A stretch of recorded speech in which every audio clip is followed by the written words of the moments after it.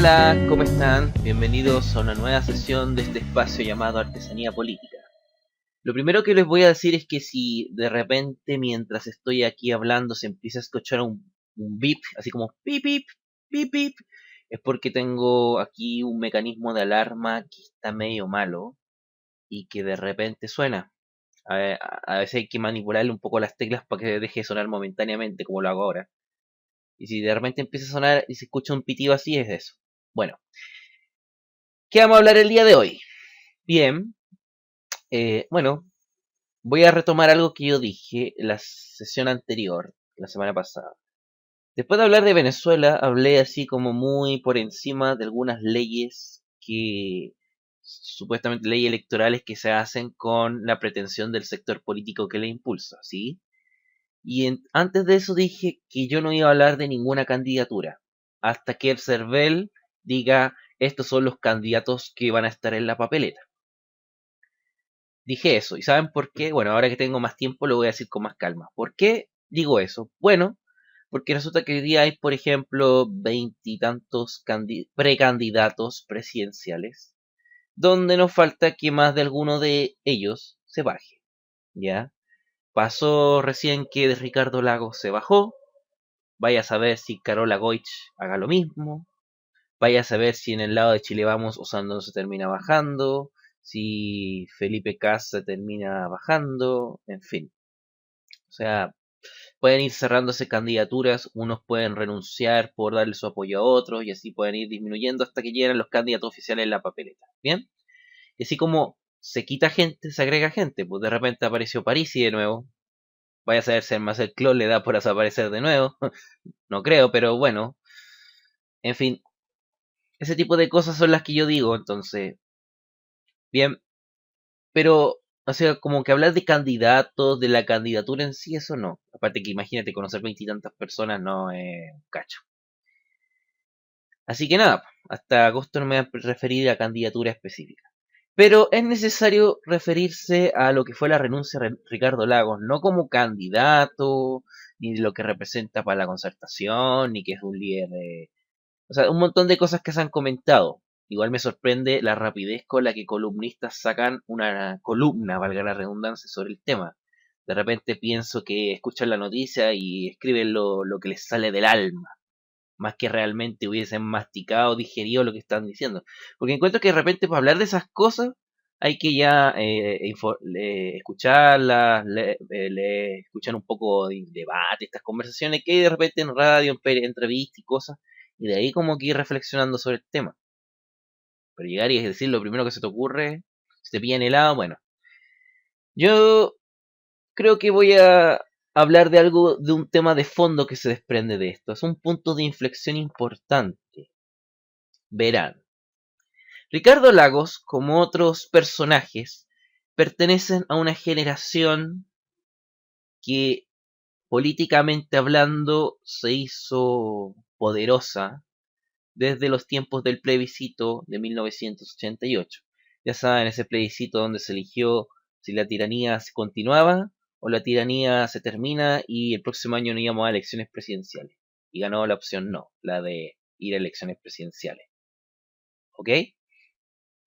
Ya.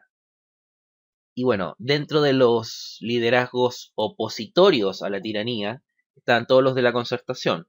Ya saben, los Ricardos Lagos, los de Eduardo Frei, Ruiz Tagle, qué sé yo, los Camilo Escalona, los Gutenberg Martínez, los Genaro Arriagada, qué sé yo, eh, todos estos gallos como... hoy no me acuerdo de nombre. Estoy hecho puros de C casi. Quería acordar de alguien más de otros del PPD, algo así, pero bueno, ustedes se lo deben imaginar por los que siempre han sonado desde finales de los 80. Y esa generación fue hegemonía en la concertación. Eran muy pocos los que al principio ponían en cuestionamiento lo que ellos decían. Ellos mandaban, ellos cortaban el queque como quisieran. Y todos se ponían detrás de ellos, y todos apadrinados por ellos. Sin embargo, siempre hubo gente que nunca estuvo conforme con ellos. Y esa gente, como era tan minoritaria y tenía cargos tan insignificantes y puestos tan miserables, o sea, cuotas de poder tan pequeñas, algunos querían tener más cuotas de poder. como la gente del Partido Humanista que se fue a la Concertación. Pero la gente que se quedó eh, empezó a adquirir oportunidades a medida de que estos cargos lentamente fueron dando el paso a otros. Digo lentamente porque se demoraron muchos años en que dar el paso a nuevas personas que tomaran cuotas de poder y que no necesariamente les besaran los pies. Lo quería decir de una forma sutil. Resulta que primero se abren las elecciones municipales el año 92, que se vuelven a elegir alcaldes, se vuelven a elegir concejales. Entonces se empiezan a crear autoridades municipales, comunales, que tienen cierta popularidad, cierta importancia entre su comuna. Un primer lugar donde se crean estas autoridades. Después tenemos gente que todos estos grandes dirigentes, algunos que otros, que habían sido diputados por la edad, o sí, básicamente por la edad, empezaron a ser senadores. Entonces los cupos de diputados que dejaban los fueron adquiriendo algunos que a lo mejor eran de su sector, o bien uno que otro que era disidente. Eso con el tiempo fue variando, obviamente. Y típico que esta gente que gobernaba la Concertación, gente como Ricardo Lagos desde los tiempos de la transición, fue una gente que abrazó esta idea de decir, bueno, nosotros traemos la democracia, pero una democracia con cambios graduales, cambios de a poquito, lentito, lo más lento posible. ¿Por qué? Porque si nos íbamos en lo que quería la izquierda extraparlamentaria de cambiarlo todo de una vez por todas, sí, íbamos a ir de nuevo a una especie de catástrofe como la del año 73. O sea, bueno, ese era un poco el discurso. Eso el gradualismo es algo que existe incluso en Europa. Es una especie de tesis política en la cual dicen que los cambios políticos o reformas sociales, todas las demandas, hay que hacerlas lo más lento posible para dar la sensación siempre de que hay algo que está cambiando, de que siempre hay gobiernos que tienen algo que hacer.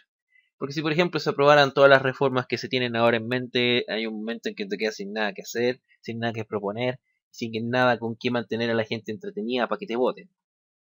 Pero en fin, el sector este que yo les digo de Ricardo Lagos era de esos. Versus un sector que quería hacer cambios más profundos. Quizás no tanto como una izquierda, esta izquierda extraparlamentaria que incluso quería una asamblea constituyente al día siguiente después de ganar el plebiscito. No. Y la primera vez que se da esta discusión entre gente que, digamos, era estos liderazgos importantes históricos de la Concertación como Ricardo Lagos versus una minoría de gente que de a poco iba ganando terreno, ya sea en los municipios, sea en la Cámara de Diputados, incluso en alguna subsecretaría. Esta gente que incluso tenía ideas de ir más allá de lo que ya se estaba haciendo. La primera vez que se da una discusión de esto es esa discusión política, con nula trascendencia social, diría yo, de los autocomplacientes y autoflagelantes que se dio el año 97. En realidad tampoco los autoflagelantes eran tan radicales. Era mover un poco más allá los límites de lo que se estaba moviendo. Eso era todo. Más allá de lo que estaban haciendo estos, no era mucho más. Pero era la cosa era ir más allá. Y bueno, siempre han habido problemas y divisiones.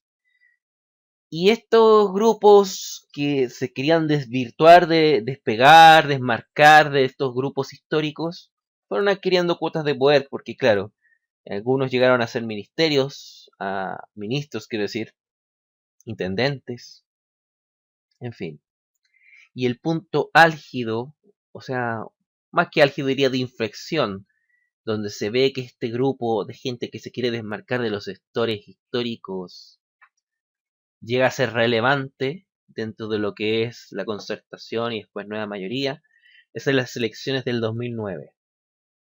Ustedes, no sé si los cabros más chicos, sí, los cabros, estoy hablando de gente de 20, no tenga más de 20, 21 años.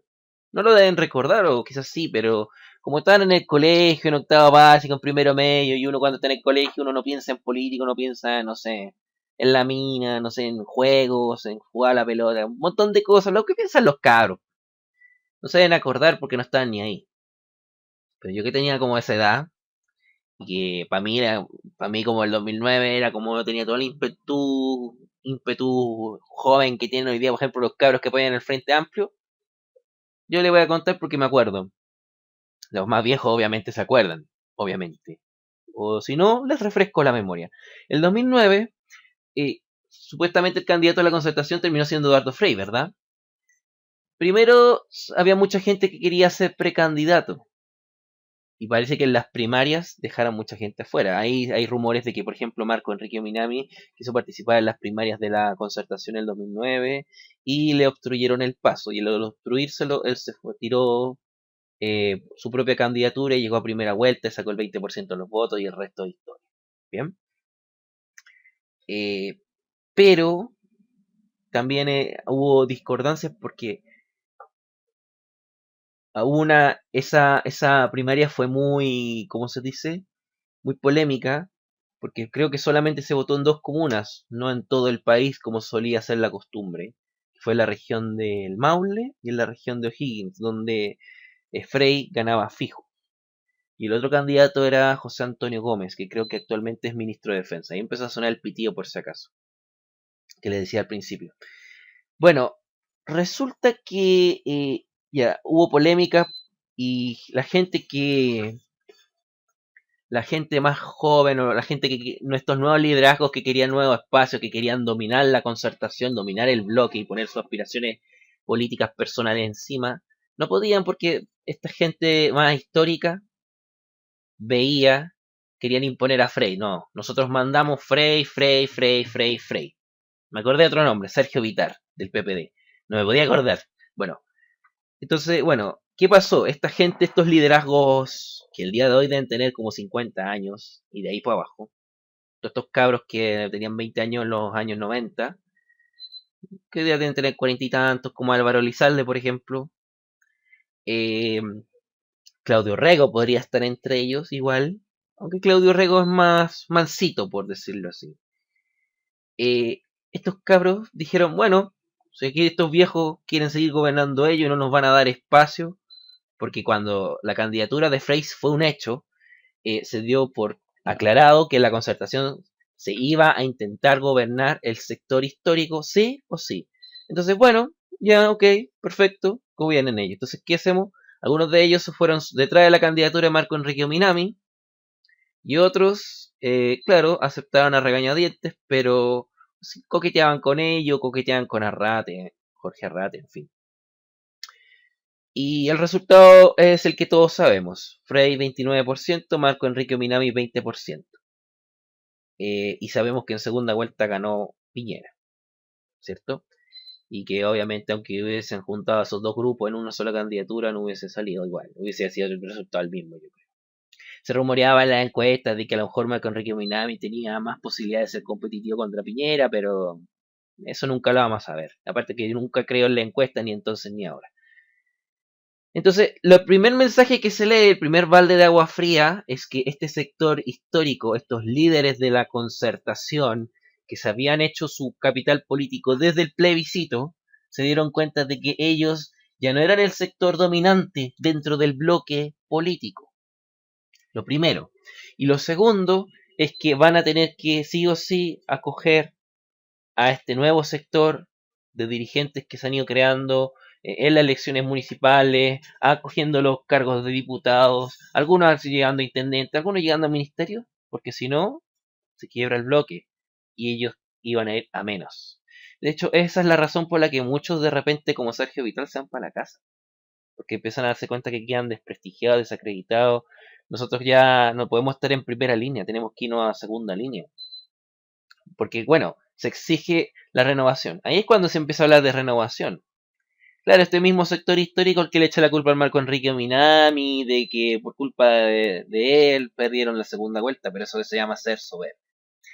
Bueno, la renovación empieza cuando este grupo de gente histórica deja la primera línea, como Ricardo Núñez del PS, ahora me acordé, y bueno, empiezan a seguir gobernando desde las sombras, desde los lobbies, desde los manejos de influencias políticas, en fin, como Gutenberg Martínez, por ejemplo, o como algunos hablan de, ¿cómo se llama este? de apellido Correa, que fue vocero de Elwin, vocero de gobierno de Elwin. Rafael Correa, no me acuerdo el nombre. No, Germán Correa no. Bueno, de apellido Correa, pero no. Ya, bueno, él. Gente que era lobista, básicamente. Estaban desde las sombras gobernando. Entonces, bueno, hay más espacio se dio para este grupo. Y llegamos al momento en que se levanta la candidatura de Lagos. Y Lagos nunca prendió. No por lo que hayan dicho las encuestas, a mí eso me tiene sin cuidado, sino porque nadie defendió a Lagos. Ese sector de dirigentes históricos que estaban en las sombras no lo salieron a apoyar porque estaban, entre comillas, retirados de la primera línea, de la exposición mediática y todo. De repente, alguna entrevista los sacan en CNN, de repente los llaman para hablar de cositas y cosas, pero en Estado Nacional, qué sé yo. Pero más que eso, o para dar su opinión en el Mercurio el día domingo, reportajes, qué sé yo. Pero más que eso, no. Más que eso, no. Eso se lo dejan a la gente que ya ahora está en la primera fila. Y como ya es claro que los dirigentes de la nueva mayoría que ahora están, Concertación Nueva Mayoría, ahora están a la cabeza, son gente que obviamente se está desmarcada de estos dirigentes históricos, ya son otra cosa, otra generación, por decirlo así. Por eso prendieron con Bachelet el 2013, porque Bachelet es más o menos de la misma onda.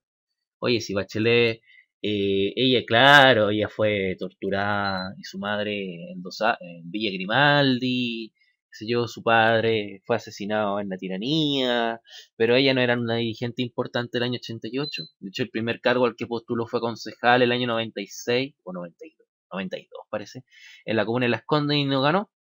Y se empezó a ser conocida cuando fue ministra de Defensa y ministra de Salud en el gobierno de Lagos. Y ahí empezó su popularidad y de repente su liderazgo político.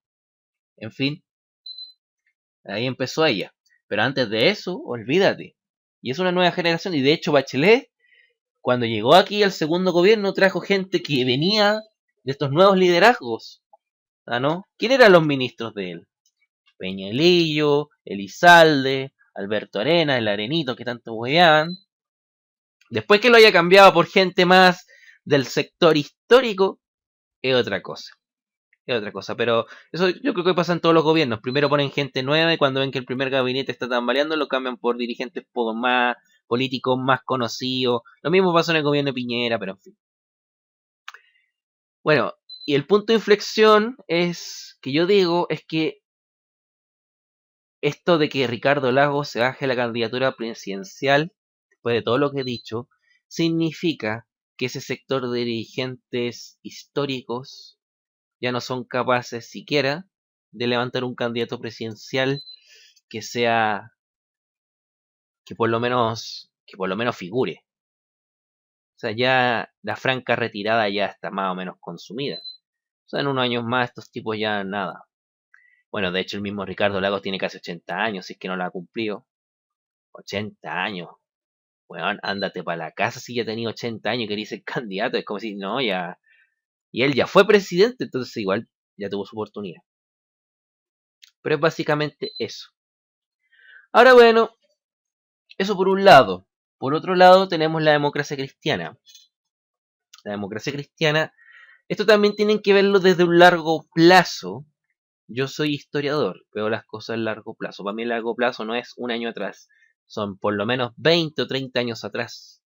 En este caso, desde que se crea desde que se empieza a fraguar de nuevo este sistema político, incluso de antes, me atrevo a decir, porque hay elementos que vienen de antes. Pero lo de la democracia cristiana les va a sorprender desde cuándo viene. La democracia cristiana, como ustedes saben, fue gobierno en la década del 60 con Eduardo Frei Montalva como presidente, ¿cierto? Ya. Desde entonces se convirtió en, yo creo que el partido más importante de Chile. Porque verán, ¿no? Te dicen, claro, en la elección del 70 ganó Allende con la Unidad Popular, pero la Unidad Popular, ¿qué era? La Unidad Popular era el Partido Comunista, el Partido Socialista, el Partido Radical, el MAPU, en fin, un montón de agrupaciones que sumando ganaron la elección del 70 y ni siquiera tanto porque fue un tercio y no estaba muy lejos de lo que fue Radomiro Tomic, en fin. Y el candidato de derecha, que era Alessandri, fue apoyado por el Partido Nacional y por otros movimientos. Pero el único que llevó un candidato, o el único que llevó, el único partido que fue solo en esa contienda y un candidato propio fue la Democracia Cristiana. Quedó tercero, sí, pero iban casi solos. Si lo apoyaba a alguien, no eran de peso. En fin, la cosa es que ya, después quieren volver a ser gobierno, sobre todo después de lo que significaba la Unidad Popular. Entonces, apoyaron el golpe, ¿cierto? Gente como Elwin, Eduardo Frei Montalva, ¿ya? ¿Y saben por qué apoyaron el golpe? No fue, ojo, una cosa apoyar el golpe, otra cosa es apoyar todas las torturas y asesinatos que se cometieron en la tiranía. ¿Saben por qué apoyaron el golpe de Estado? Porque querían volver al gobierno. Ellos pensaban que los militares iban a estar, o la Fuerza Armada, mejor dicho, iban a estar con el gobierno, no sé, a lo más un año y después se lo iban a entregar a ellos. Como ya había pasado, por ejemplo, en el golpe de Estado en 1924, que estuvieron poco tiempo en el poder, o después de la República Socialista en 1932. En fin, pensaban que una cosa así iba a ser, no que los militares se iban a quedar por años en el poder.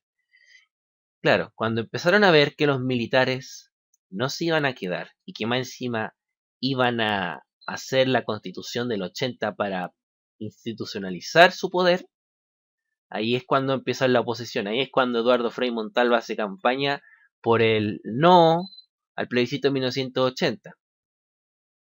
Y bueno, después lo matan porque, claro, como era un dirigente que podía articular muchos sectores de la oposición contra el Fuerza Armada, por eso lo terminaron matando, básicamente. Y ya una vez ahí, dijeron, ¿saben qué? La democracia cristiana empezó a apoyar a todos estos grupos, bueno, antiguos partidos, antiguos dirigentes políticos y a todos los grupos que se empezaron a fraguar como una oposición política contra la tiranía, y eso fue lo que terminó siendo la concertación. Y es pero entiéndanme que por esto, de que la democracia cristiana siempre quiso tener el poder, es que uno puede entender ese vuelta de chaqueta que se les suele sacar en cara siempre. Esto de que apoyaron el golpe, pero después apoyaron el no a Pinochet, el no al plebiscito, en fin, del 88. Se entiende solamente por esto, de que siempre quisieron ser gobierno. Ellos sabían que era el partido más grande de todo Chile y ese título no lo perdieron después de 15, 16 años de tiranía. La democracia cristiana gobernó con la concertación, bueno, primero porque era el partido más grande y segundo porque los necesitaba, porque solo no iban a ganar las elecciones, pues con todo este grupo de gente.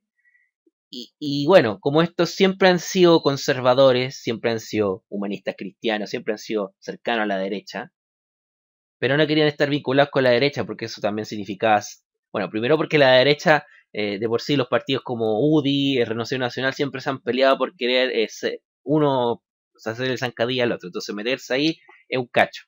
Pero la democracia cristiana quiso ser siempre el que cortaba el queque dentro de la concertación. Y por eso gobernó, porque sabía que podía hacerlo perfectamente. Por eso, y de hecho, el primer gobierno, ¿cuál fue? El de Elwin. Elwin, que era demócrata cristiano. Después vino Frey, ¿qué partido era? Demócrata cristiano. Eso. Y gobernaban y ellos hacían lo que querían. Y con la cuestión de que ellos podían moderar la acción de las fuerzas de izquierda. Eso es solamente una chiva nomás para decir que necesitamos estos pelagatos para poder sumar y ganar las elecciones. El problema es que estos partidos como el PPD, el Partido Socialista, empezaron a sumar más en las votaciones y los terminaron desplazando de ese puesto que era suyo. Y eso se vio cuando Lagos fue electo candidato presidencial. Perdió contra Andrés Saldívar. Porque claro, el gobierno de Frei no fue muy bueno. Por un lado defendió a Pinochet, traerlo de vuelta a Chile. Por otro lado, la crisis asiática se le fue en collera. Por otro lado, no se entendía que el presidente viajara de un lado a otro, incluso en crisis importantes que habían en el país, demandas sociales, que todo esto tenía que ver con los tratados internacionales, los TLC, etcétera, etcétera. Pero bueno, por eso, y eso obviamente mermó mucho lo que fue la confianza en la democracia cristiana. Por eso después se dio paso a otro. Y desde entonces la democracia cristiana siempre quiso volver a ser gobierno, volver a ser ellos los que querían gobernar, y siempre han tenido esa pretensión hasta el día de hoy. ¿Qué ha pasado? Se han tenido que conformar con aguantarse las ganas y quedar más o menos en segundo plano. Ser ellos siempre los que marcan la diferencia, eso es verdad, ¿ya? Y ahora lo que estamos viendo es que ellos quieren ser ellos, de nuevo. Y como estamos en un contexto donde, bueno, todos los partidos se están desmembrando, donde todo esto se está separando, yo creo que también tiene que ver con la situación del momento. Se están dando cuenta de que esto ya tiene que ver con algo más coyuntural que digamos de larga data. O sea, si me preguntan en larga data qué es lo importante aquí, es que la democracia cristiana siempre ha querido ser gobierno. Siempre. Y siempre y cuando han estado dentro de la concertación y la nueva mayoría quieren ser el grupo dominante que manda, que administra, que distribuye todo. Ellos siempre han querido serlo. Hasta hoy día. ¿Ya? Ahora, ¿qué es lo que pasa? Pasa y sucede que, bueno, esto se junta también con la coyuntura. ¿Cuál es la coyuntura? Que grupos que siempre han estado, yo creo que relegados en segundo plano, como el Partido Radical, de repente encontraron a una persona que puede llegar a ser, entre comillas, popular, como Alejandro Guillé. Alejandro Guillé puede ser una carta presidencial que puede significar renovación, que puede significar progreso, progresismo. Esa palabra se usó mucho el 2009 en las elecciones. Progresismo. Estaban todos rayando la papa con el progresismo. Me acuerdo que hasta Elwin le hicieron una entrevista y se hablaba de progresismo. Era increíble. Bueno, la cosa es que, claro, la cosa es que esa gente, el Partido Radical nunca fue dominante en la concertación. Siempre se conformaba con los pocos y nada que tenía. Y ahora con esto vieron la oportunidad de ellos de salir adelante y ser alguien importante dentro del bloque. Por eso defienden la candidatura de Guille a muerte. Y bueno, toda esta gente que siempre quiso desmarcarse de los sectores históricos, o incluso gente más joven, ven a Guille como la oportunidad de llegar a ellos y de tener cuotas de poder más importantes, por eso lo apoyan y todo. Obviamente esta gente igual tiene ideas más progresistas porque también es una cuestión de época. Obviamente la gente que era joven en los 60 no tiene la misma cosmovisión del mundo que la gente que tenía 20 años en los años 90 o hace 10 años atrás, en fin, ¿se entiende? También por eso. En esa situación, la democracia cristiana está viendo que las movimientos de la nueva mayoría se están, ellos le llaman izquierdizando. Yo diría más bien que están siendo en un sentido progresista acorde a los tiempos actuales, ¿ya? Y eso no lo pueden tolerar ellos por sus principios, porque son conservadores. Entonces dicen, bueno, la excusa es que, bueno, si son muy progresistas para nosotros, bueno, nos vamos a desmarcar de ustedes. En realidad la democracia cristiana para mí que lo hace por una lucha por el poder, porque quieren tener protagonismo en esto. Están viendo que el protagonismo se lo está quitando gente como Guillé, que es un aparecido, gente que viene del Partido Radical, que eran unos don nadie dentro de la concertación, gente joven que no luchó, gente joven que ha luchado, que no luchó en la plebiscito porque eran niños, qué sé yo. En fin, eso es lo que está pasando. Y la democracia cristiana por eso hace este gallito. Y yo les digo una cosa, la democracia cristiana si deja las primarias no va a ser sin un respaldo, no va a ser sin una carta bajo la manga, sin que le den una negociación buena. Y si van a primera vuelta, van a estar en cualquier posición, en cualquier buena posición para negociar lo que quieran con Guille. Porque ponte tú que los candidatos de la nueva mayoría sean, ya, claro, Guille y de la democracia cristiana Carolina Goitz. Y si gana Guille, que es como lo factible en esto, de los dos, va a tener que entregar el apoyo. Ah, pero si me va a entregar el apoyo a cambio de esto, esto y esto. Que si no vamos repartiendo cosas. Muy bien. Eso es lo que hay detrás de todo esto. Bueno, por un lado tenemos, para ir recapitulando un poco, tenemos a estos dirigentes históricos que su capital político nació con el plebiscito, como Lagos, como los Escalona, los Eduardo Frei, los Ricardo Núñez, los Sergio Guitar, los Gutenberg Martínez, los Genaro Arriagada, etcétera, etcétera, etcétera, que fueron dominantes en la concertación tanto en los 90 y en la década anterior, ¿ya? Hasta ese liderazgo se fue viendo mermado porque nuevos individuos dentro de los partidos de a poco fueron adquiriendo cuotas de poder creadas por ellos mismos. y llegó un momento en que se dieron cuenta de que ese sector era dominante, al punto de que el día de hoy han prácticamente desplazado a esos dirigentes históricos. Y por otro lado tenemos a una democracia cristiana que siempre ha querido ser gobierno, que cuando ha tenido la oportunidad lo ha sido. Y ahora que no lo ha podido ser, ha hecho todo lo posible para que se le considere para agarrar lo mejor que pueda dentro de la posición que está. Eso es básicamente. Bien, eso era todo lo que quería conversar con ustedes. Disculpen el pitido, pero es que no puedo hacer nada con eso. Cuídense, que estén bien. Nos vemos. Adiós.